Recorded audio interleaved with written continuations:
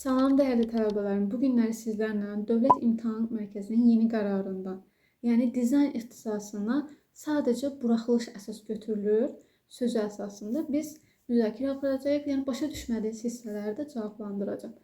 Burada uşaqlar, bilirsiniz ki, hər universitet seçimlərində universitetlərin keçid ballarına baxırlar. Məsələn, Adran məsələn 250-dir, məsələn dizayn ixtisası 202-dir və ya 205-dir. Bu keçidi keçdin, məsələn 150-dir, keçidi keçdin, avtomatik tələbə adını qazanırsan. Amma minimal qabiliyyət imtahanı var ki, 6 baldan 10 bal aralığında. O minimal balı 6-dır. Onu almalısan.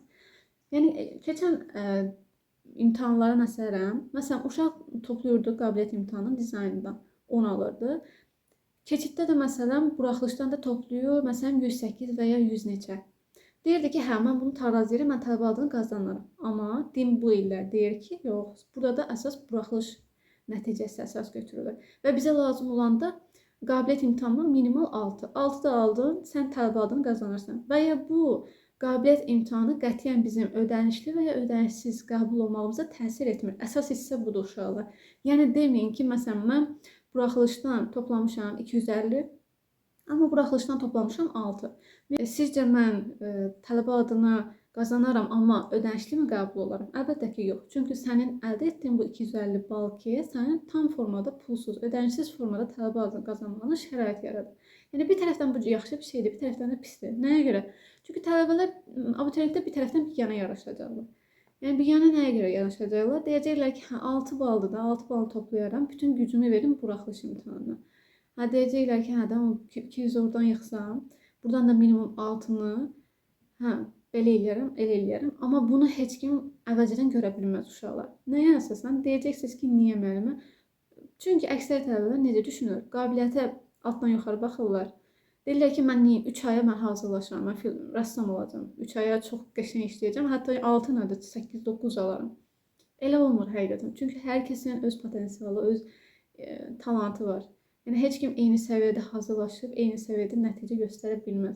Ona görə də biraz nə qədər qabiliyyətli tez hazırlaşdınız, bir o qədər yaxşıdır. Yəni əlbəttə ki, buraxılışdan çox gözəl nəticə əldə etməlisiniz ki, bundan da olmayın, ondan da olmayın. Yəni bir sözlə, çünki rəqibiniz də çoxdur. Bilirsiniz ki, dizayn ixtisasında ildən ilə tələbat artır və əsasən də bu nəticələrə əsasən də bu sərhədi qoyublar ki, yəni buraxılış imtahanı nəticəsi üstün götürülür. Ona görə də rəqib çoxdur. Uşaqlar, arxayın olmayın ki, mən onu 6 alıram. Bəlkə 5 aldın, bircə balla kəsilə bilərsən. Çünki 6 almadın, 5 aldın, avtomatik sən oradan buraxılışdan 300-ün 300-ünü də yıxsan, sən tələbə adını qazanmırsan. Ona görə biganə yaraşmayaq, diqqətli olaq və nəticələr nə qədər də fərqli olursa olsun, bu qərarlar nə qədər dəyişirsə dəyişsin, siz öz yolunuzdan dəyişməyin. Çünki o yenə ortaq məxrəcə yenə eyni şey gəlib çıxardı. Necə ki deyirdim ki, dizaynda buraxılışın balı həqiqətən önəmlidir. Mənim dediyimə çıxdı axırda. Çünki mənə deyirdilər ki, mən 10 alsam, buraxılışdan da belə olsun, ödənişsiz qəbul oluram. Özü də deyir 90 baldan ödənişsiz qəbul ola bilərəm. Dedim, əlbəttə ki, yox. Niyə?